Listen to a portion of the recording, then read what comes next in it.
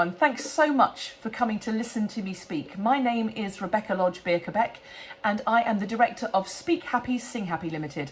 I'm a professional opera singer and public speaking coach based in Kent in the southeast of England.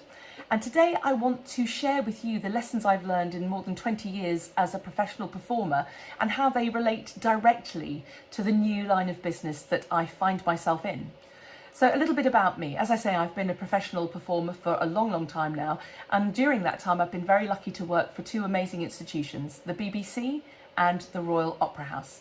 Now at the BBC I was part of a group called the BBC Singers, who are the UK's only full-time professional singing group. Now, we had a great time working for the BBC in that group. We performed regularly on Radio 3. In fact, everything that we did was broadcast on Radio 3.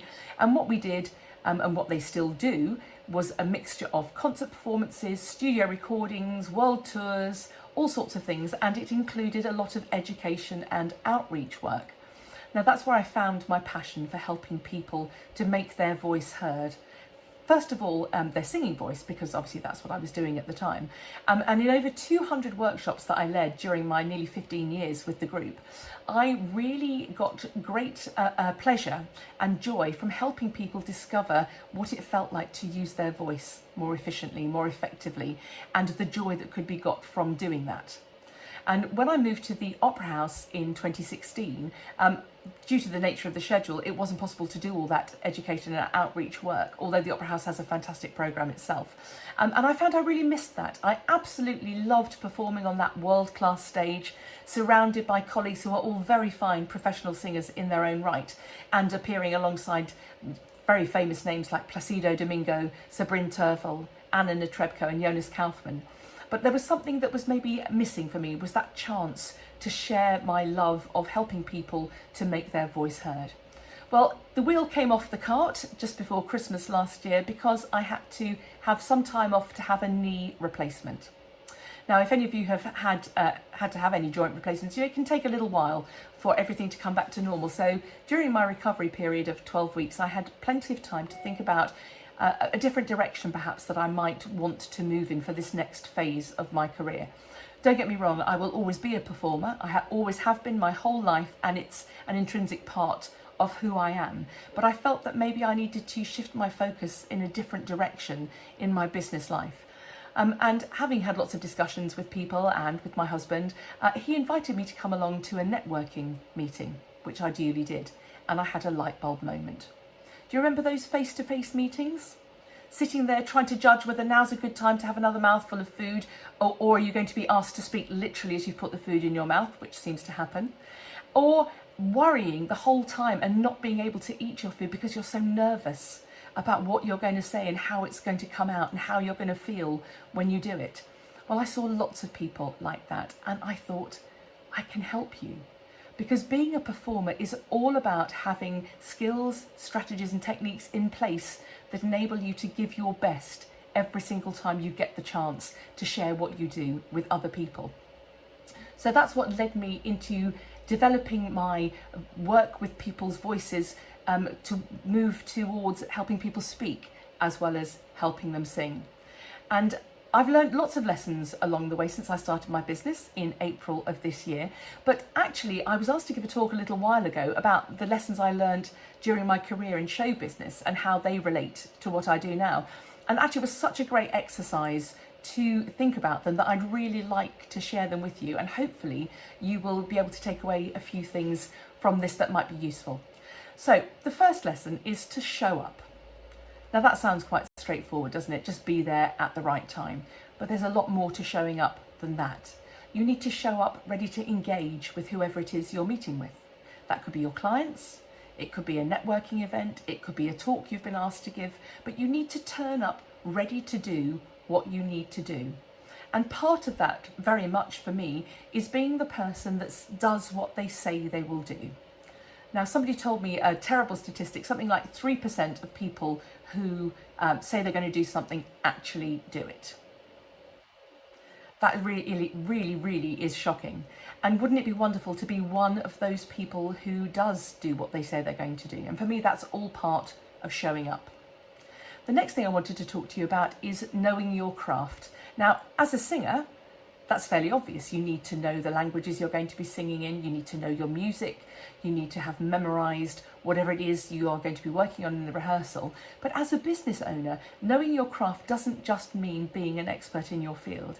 It means developing that expertise. It means learning from your peers, being interested in finding out new approaches, new research maybe that affects what you do, and always having that interest and that hunger for knowledge to refine and expand and build on what it is that you do. It's so important that we don't end up just sitting back thinking, well, I know everything about that. Don't really need to worry about that, that's fine. Because I think as soon as we start doing that, we really begin to lose something of what makes us want to do what it is that we do. That kind of leads neatly on to practice. Now, practice is a thorny subject. People don't like talking about practice. Everybody wants to appear instantly, effortlessly capable and fluent and all that sort of stuff. It's not true. Great speakers are born, but great speakers are also made. Great singers are born, but you can have a great instrument and not know how to use it properly and not be interested in refining and honing your craft and practicing. Now, practicing can mean anything. Looking at your processes, the way you work with your clients, the way you run your business to make sure they are actually really serving you. Practicing what you do. Thinking about the way that you communicate what it is that you do to your clients and to the outside world. Making sure you understand exactly what you're trying to get across and how you're going to do it. Practicing your networking pitch. And I should just slip in here that if you're not already networking, why aren't you networking? And you really should, because there is nothing more valuable than being able to meet other business owners and discover skills and things that they have that you might not have and ways that you can help them as well. But practicing the way you appear to the outside world, practicing your pitches, practicing your presentations is absolutely vital. And that leads me on to being a team player. I mentioned networking. Now, you might think that being a solo business person, you can't be part of a team. Well, do you know what? You couldn't be more wrong. It's even more important to be part of a team when you work for yourself. I did hint at earlier on the fact that you may well be an expert in your field. Well, clearly you are, or you have a passion for it, otherwise you wouldn't be doing it. But there are areas of business that you won't be an expert in. I hate numbers. I find numbers not necessarily confusing, but a bit daunting and not something that I want to get involved in too much because I don't really understand what I'm doing. So meeting accountants, bookkeepers, people who understand that side of business has been vital to me in setting up and running my business successfully. So being a team player is not just about finding people who can help you, it's being able to offer your help to those people as well. And I'm a big believer in giving knowledge freely, sharing your expertise and sharing your time with people. Now, I'm not saying give away all your content, give away all your hard-won knowledge and skill for nothing. That's not what I'm saying at all. But there's a big difference between that and being the kind of person that somebody feels they could turn to for a bit of advice. Or, look, I'm a bit worried about this. Have you got 10 minutes to talk me through that? Being generous with your knowledge, your expertise, your time is absolutely vital, I think, to building those trusting, confident relationships with other business owners. And also, think about it for yourself. If somebody's been helpful to you, you may not need their services straight away, but if somebody came to you and said, oh, Rebecca, do you know somebody that can help me with X? The first person that will pop into my mind is the person that was generous with their time and their expertise. So it's all about building relationships, being a reliable, trusted person who can be relied upon to really help and to be willing to be generous with their time and their expertise. And that leads me neatly on to don't be a diva. We've all been at a meeting where that person sweeps in late, takes over, and just leaves everybody else in their wake. Don't be that person. We don't like them in the music business, and we certainly don't like them in the business world either. Always be respectful of what your colleagues in a meeting are saying, what they've done, the hard work that they've done in bringing a meeting together. Be respectful of the people you work with. It really doesn't cost any effort, but it's fundamental to being a decent human being and being a good business person. I think it's really, really important. And that also leads into being a kind and supportive colleague.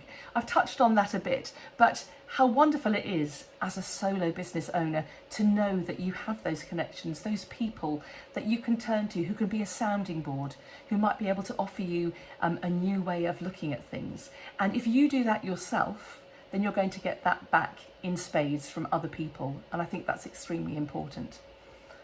Being persistent is key to being a professional musician and key to being a successful business person. You have to be persistent. The road ahead is never straight. Certainly as a performer, there is no job specification or career path that if you follow it, you're guaranteed success. That's not how it works.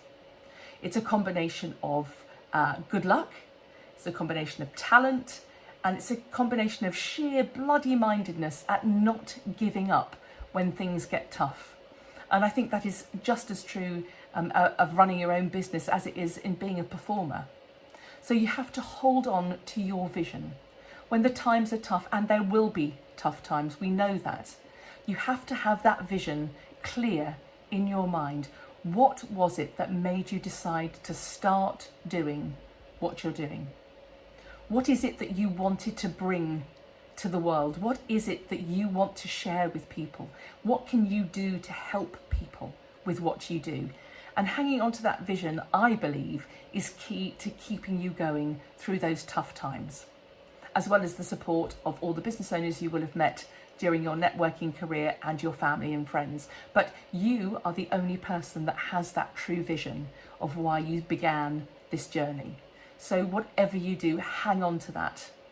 Really take time. I think it's a great idea every now and then, every couple of weeks, every month, just to have an hour or so that's time devoted just to you, to focus on where you're going, to reflect on what has worked and what hasn't worked, and to really reaffirm to yourself that you are doing the right thing and remind yourself of why you started on the journey.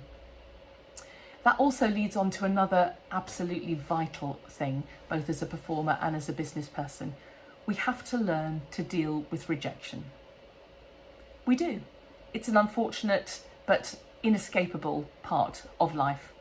Now, as a singer, there is nothing more heartbreaking, I think is probably not too strong a way of putting it, when you audition for a role or a place in a company and you don't get it. And I had to learn very early on in my singing career that I had to be able to separate my product, my voice, my performing, from me as a person. Because when you don't get a job, when you don't get a gig, it's not because you're not good enough, usually. It's got nothing to do with that. There are a myriad number of other reasons why you might not get the job. In the singing world, it might be because they have someone who sounds a bit like you already, and they may have someone who looks a bit like you already. They may have someone who fits the costumes they've already got better than you do, so they don't have to spend time and money altering everything to fit. There are just so many different reasons. And in the business world, if you have a meeting with a potential client and they decide not to take up your offer, then there could be any number of reasons. They might feel that you're not a great fit personality-wise, or they may feel that they want a slightly different angle or a slightly different take than that you offer. But what we have to do in those situations is reflect. Okay, did it go well? Did I think it had gone well? Evaluate what was it that might not have gone well or that I could maybe have done better. But ultimately, what we have to do is not spend too much time doing that.